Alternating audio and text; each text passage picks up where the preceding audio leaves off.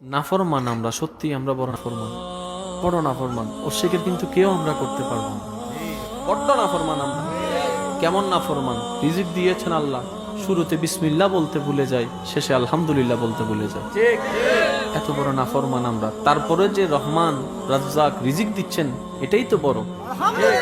আপত্তিতে আমরা অনেক কিছুই করি, আল্লাহ শুধু কষ্ট দিতে আমাকে পাও, দুঃখ দিতে আমাকে পাও। আরে কতটুক দিয়েছেন অনুভবটা তো একবার করে দেখা দরকার।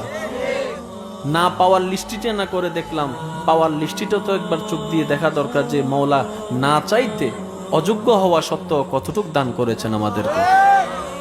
সবকিছু বাদ দেন, যে চেহারাটা আপনার আমার আছে, এটা যদি বান্দরের মতো করে দিত, তা আমার মওলার সেকেন্ডের জন্য দরকার নেই, সেকেন্ডের আগেও আমার মওলা চাইলে করে দিতে পারেন।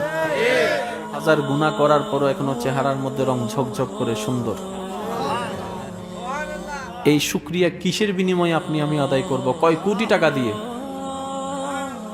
কয় কোটি টাকা দিয়ে এটার শুকরিয়া আদায় করা সম্ভব? আপনার আমার সম্ভব? যদি টাকা দিয়ে সম্ভব হতো, আপনার আমার মতো গরিবরা পারতাম না। কিন্তু আল্লাহ পাক বলে যে বান্দা চিন্তা করিস না, তুই যদি শুকরিয়া আদায় করতে চাস সম্ভব। আল্লাহ কিভাবে? আমার কাছে তো কোটি টাকা নেই। আল্লাহ পাক বলে যে মন থেকে শুধু একবার আলহামদুলিল্লাহ বল। তুই মন থেকে দুনিয়ার জমিনে দাঁড়ায় একবার আলহামদুলিল্লাহ বইলা তো দেখ। লা ইন শাকারতুম লা আযীদান্নাকুম ওয়া লা ইন কাফারতুম ইন্না আযাবি লাশাদীদ। বান্দা একবার শুকরিয়া তো কইরা দেখ, আলহামদুলিল্লাহ মন থেকে একবার তো বইলা দেখ, তারপরে দেখ আমি আল্লাহ তোকে কেমন বাড়াই দিই।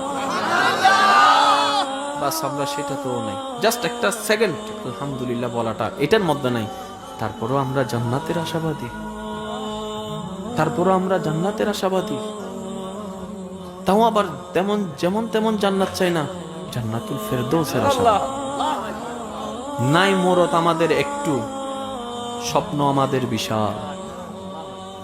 কল্পনা করেছেন কখনো নিজেকে চেহারাকে আয়নার সামনে দাঁড়ায় প্রশ্ন করেছেন? নিজের নামটা ধরে একবার আয়নার সামনে দাঁড়ায় নিজেকে নিজে প্রশ্ন করলেন, এই তোর যোগ্যতা কি? তুই যে এত বড় বড় স্বপ্ন দেখোস, এত বড় বড় আশা করস, তোর যোগ্যতাটা কি? আল্লাহ তো তোকে অনেক কিছু দিয়েছে, তুই আল্লাহর জন্য কি করেছিস? আয়নার সামনে দাঁড়ায় একবার নিজেকে প্রশ্ন করে দেখবেন যে আপনার আয়নাই আপনাকে প্রত্যেকটা প্রশ্নের উত্তর দিবে। আর সেই দিন বুঝতে পারবেন আল্লাহর নিয়ামত কাকে বলে।